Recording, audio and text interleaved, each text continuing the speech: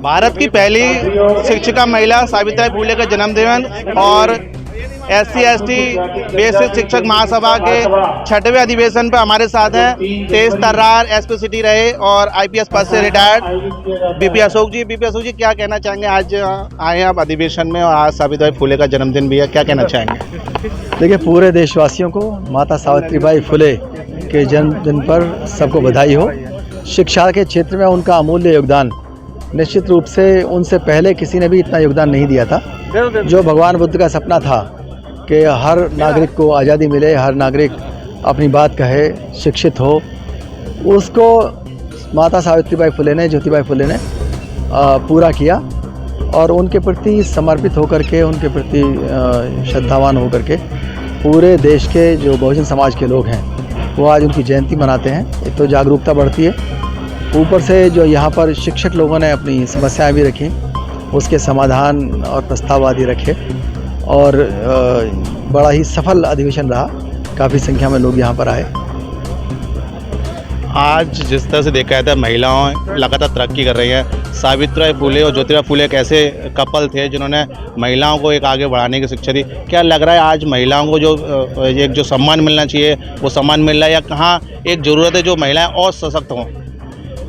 देखिए, उन्होंने एक पूरा ब्लूप्रिंट तैयार किया ज्योतिबा फुले ने, और सामाजिक सांस्कृतिक सब बदलाव हो देश के अंदर, क्योंकि देश अंधविश्वासों में बहुत ज़्यादा यहाँ का समाज लिप्त रहता है और उसी वजह से जो महिलाएं हैं उनको सम्मान नहीं मिलता।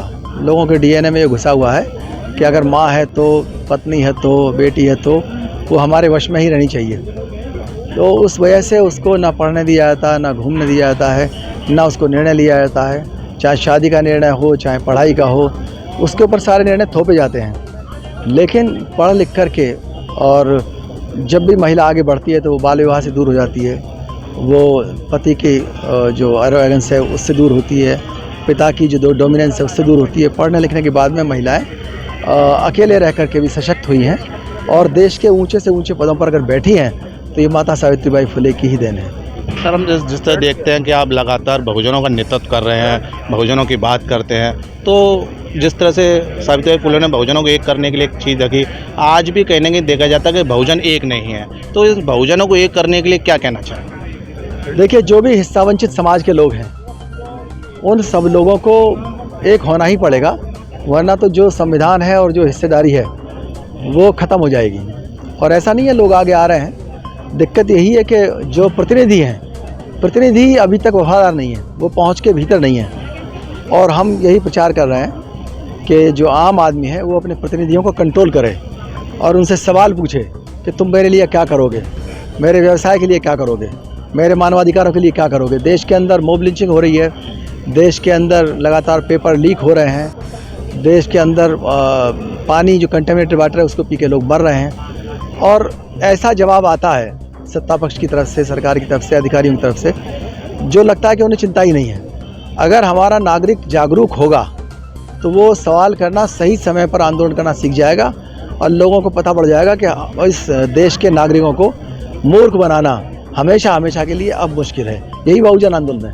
आपने संविधान की बात की, संविधान बाबा साहब ने लिखा और आज बाबा साहब के सम्मान में कहीं ना कहीं कुठाराघात हो रहा है। जिस तरह से आपने ग्वालियर का केस सुना, मध्य प्रदेश का केस सुना, अनिल मिश्रा ने कनेपति जलाने की कोशिश की, ऐसे लोगों के लिए क्या कहना चाहेंगे? ऐसी किस तरह की कार्रवाई इन पर लंबित रहनी चाहिए?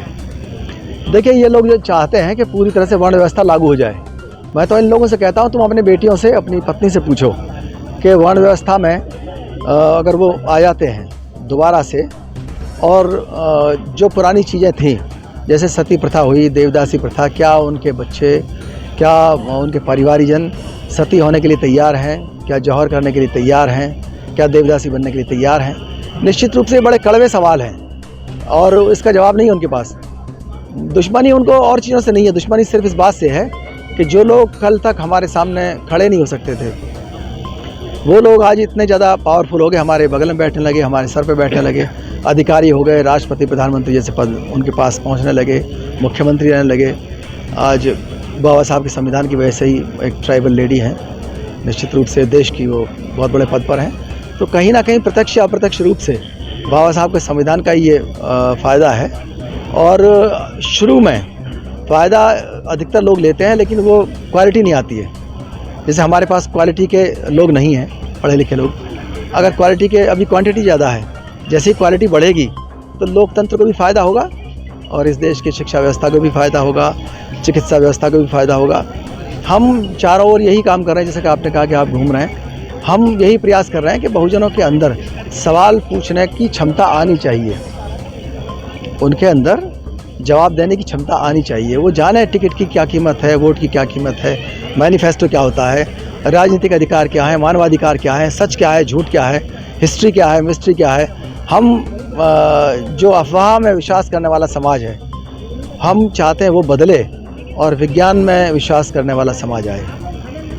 विज्ञान में विश्वास करने वाला समाज आए, व्यक्ति जागरूक हो, संविधान के प्रति जागरूक हो, अपने मूल अधिकारों के प्रति जागरूक हो। लेकिन फिर एक बार सवाल खड़ा यहीं हो रहा है कि ये जो अनिल मिश्रा है, उन्होंने मध्य प्रदेश में प्रतिमा नहीं लगने दी, फिर उनको कहीं ना कहीं बाबा साहब के साथ उनका एक चरित्र है जो सामने आ रहा है, तो ऐसे लोग आज कहीं ना कहीं जेल में है। लेकिन आपका क्या मानना है, किस तरह की इन पर सज़ा लंबित होनी चाहिए? देखिए, इनको सज़ा मिलनी चाहिए, UAPA कानून लगना चाहिए इनके साथ में, क्योंकि ये लोग मानवाधिकारों के खिलाफ हैं और देश के अंदर शांति व्यवस्था को ख़राब करना चाहते हैं और इनके अंदर जो बदले की भावना है वो अलोकतांत्रिक है। इनके खिलाफ सख्त से सख्त कार्रवाई हो, अच्छी धाराओं में इनके खिलाफ कार्रवाई हो भी रही है उनके खिलाफ। मनुस्मृति को लगातार ये कहते हैं कि मनुस्मृति बढ़िया, संविधान बेकार है, क्या साबित करना चाहते हैं ऐसे लोग? वो पहले अपने बच्चों को पढ़ाए ना उसको। अगर उनको लगता है कि संविधान बेकार है और मनुस्मृति अच्छी है तो पढ़ाए उनके बच्चों को, पढ़ाए कि उसमें क्या लिखा हुआ है, जाति व्यवस्था लिखी हुई है और भी अन्य चीज़ें हैं, तो उसको पढ़ाएं। अगर अच्छी लगती है उनको तो पहले अपने घर में लागू करें। संसद से लागू करने की अपेक्षा तो बाद में करें ना, पहले अपने घर में लागू करना, कोई नहीं रोक रहा। तो ये थे BP अशोक जी, जो IPS के पद से रिटायर हुए। इनका साफ कहना ये है कि जो लोग मनुस्मृति लागू करना चाहते हैं, जो लोग मनुस्मृति को बढ़ावा देना चाहते हैं, तो वो पहले अपने घर में मनुस्मृति लागू करें, तब जाके संसद में संविधान को बदलने की जो बात आ रही है उसको करें। लेकिन जो लोग मनुस्मृति को बढ़ावा देकर और संविधान को गलत बता रहे हैं या संविधान को कहीं ना कहीं लागू नहीं करना देना चाहते, ऐसे लोगों पर UPA लागू होना चाहिए, ऐसे लोगों पर सख्त कानूनी कार्रवाई होनी चाहिए, ताकि ऐसे लोग जो अंधविश्वास को बढ़ावा दे रहे हैं या मनुस्मृति को बढ़ावा दे रहे हैं, ऐसे लोगों पर कहीं ना कहीं लगाम लग सके। तो फिलहाल अब देखने वाली बात होगी क्या इस तरह के जागरूकता की बात करने वाले लोगों की बात ऐसे लोगों तक पहुंच पाएगी जो संसद में बैठे हैं, सत्ता में बैठे हैं। क्या उनके कानों पर जूं रह पाएगी कि संविधान को आगे बढ़ाएं, विज्ञान को आगे बढ़ाएं और जो अंधविश्वास को कहीं ना कहीं दरकिनार करें। 7 इंडिया न्यूज़ के लिए भगवान सिंह के साथ गीतम सिंह।